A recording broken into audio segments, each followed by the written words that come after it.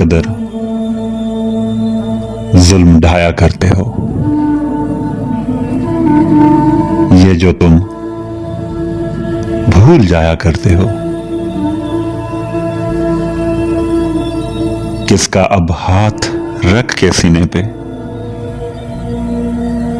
दिल की धड़कन सुनाया करते हो। हम जहां चाय पीने जाते थे, क्या वहां अब भी आया करते हो? कौन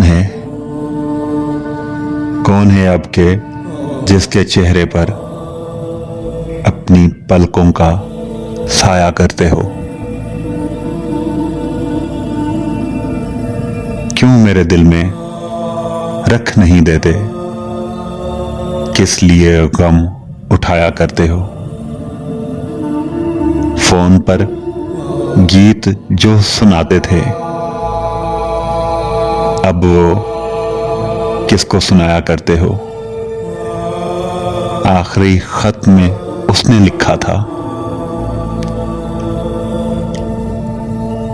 आखिरी खत में उसने लिखा था, तुम मुझे याद आया करते हो, तुम मुझे याद आया करते हो।